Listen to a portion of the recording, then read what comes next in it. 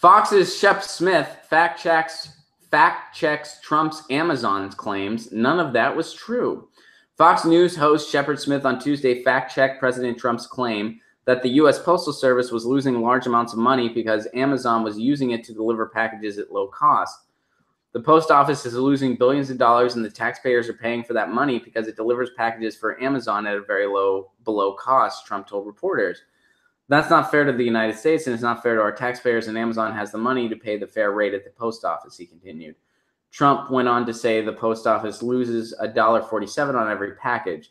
Smith responded to each of Trump's claims. The Postal Service's own numbers show it makes money by delivering packages for Amazon and other companies. As for taxpayers, the post office's own website points out, and I quote, the Postal Service receives no tax dollars for operating expenses, none.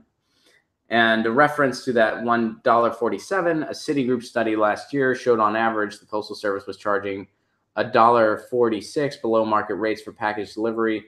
But our researchers point out that if that discount exists, it's not just for Amazon, it's a bulk rate discount. There was a great deal of confusion or something here regarding Amazon and the post office because none of that was true. So I think Trump's post office claim would kind of be a hard connection to make anyway, because so much of Amazon's business is just commerce between other people. You know, Joe Schmo can go sell something on Amazon. Jim Schmo buys it and Joe Schmo sends it to him. And those are just independent vendors. However, and again, Trump, I love how now, I think somebody pointed this out in the chat. Now, all of a sudden, the left, quote unquote, is defending Amazon because Trump doesn't like Amazon. And this is another just kind of great example of everything that's going on right now. Is Jeff Bezos a good guy just because Trump doesn't like him? No, he's not a good guy.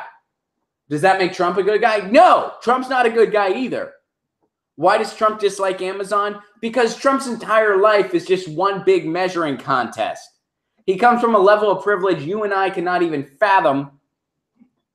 So that's the only thing he has to worry about. That doesn't mean that Jeff Bezos isn't a predator. He is. Jeff Bezos is a predator. Now, is Trump's postal service example probably a poor one that doesn't add up? Yeah, probably. But there are other ways where Amazon is exploiting this country. Workers being the biggest one. The way he'd rather have an ambulance parked outside of a warehouse to take people to the hospital than give them a decent warehouse working conditions, have proper air conditioning so they don't pass out while they're working. They also used to do things where if you didn't reach a certain quota every hour, you wouldn't get paid. They used to do that over at Amazon. They got caught for it. And it was declared illegal. So, yes, Jeff Bezos is a bad guy. Donald Trump is a bad guy. You don't have to side with one tribe or another. You can recognize that they're both bad guys. You can recognize that maybe when Trump comes at Amazon, his materials don't add up because Trump's a nincompoop. That doesn't mean Amazon's a great company. They're not.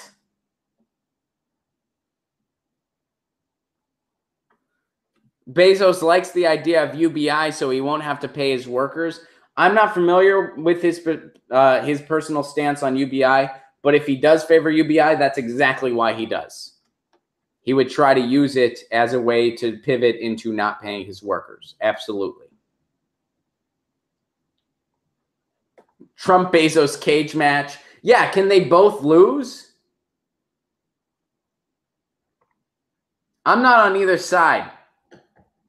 You know, we talked about this on the Jimmy Dore. I was like, I'm not on either side. You know what side I'm on? I'm on the side of the person running their independent bookstore.